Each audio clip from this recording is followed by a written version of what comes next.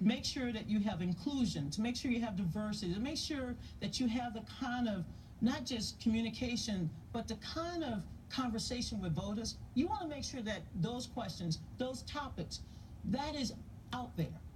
That is disgraced former interim DNC chair Donna Brazile finally coming clean about giving debate questions to the Clinton campaign while working for CNN. But she's just the latest name on a long list of Democrats who have historically gotten a pass from the press. Here to break down some of the most memorable examples is Washington Times Deputy Opinion Editor Kelly Riddell. Nice to see you this morning, Kelly. Let's start with Donna Brazile and on this leaking the debate questions issue.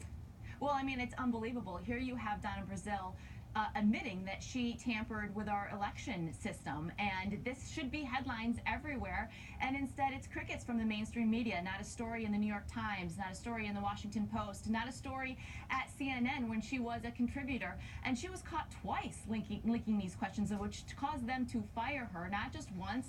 One of the questions on Flint, Michigan, and another question about the death penalty, where the subject line on the email was, "Sometimes I get these questions in advance, and then here's one that Hillary Clinton might have problems with." Yep, that's certainly an example, no doubt. Another example is Senator Richard Blumenthal. He made a claim about Vietnam. Some have forgotten this. I'm going to put on the screen what he said then to some veterans that day, Richard Blumenthal. He said, "We have learned something important since the days that I served in Vietnam, and you exemplify it. Whatever we think about the war, whatever we call it, Afghanistan or Iraq, we owe our military and women unconditional support," except there was something a bit wrong with that statement.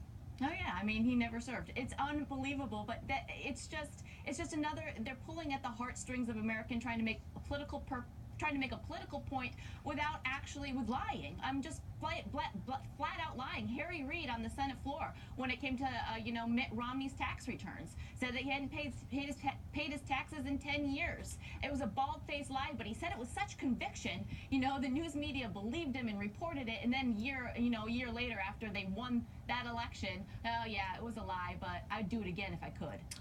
And do you remember Elizabeth Warren talking about how she was part Cherokee? Listen to this. "This is what my brothers and I were told by my mom and my dad, my mama and my papa. This is our lives, and I'm very proud of it." Clearly, that didn't turn out to be the case. Oh no, and she's been labeled Pocahontas by President Trump, very deservingly so. Yeah. No, I mean, the Pocahontas nickname works for the reason that it does, because it's true. If you're flawed about your background, then you should be called out on it. And then perhaps the most famous of all, we remember this. Watch. "I want you to listen to me. I'm going to say this again. I did not have sexual relations with that woman, Miss Lewinsky." Indeed, I did have a relationship with Miss Lewinsky that was not appropriate. In fact, it was wrong. There you go. And there you go. His wife went on to run for the presidency. His daughter's contemplating a political future, and you still have Hillary Clinton. She's coming out of the woods this week, and she's going to get politically active again. She is out of the woods, and you helped us break those down. Kelly Riddell, Deputy Opinion Editor, Washington Times. Thanks a lot. We appreciate it. Thank you.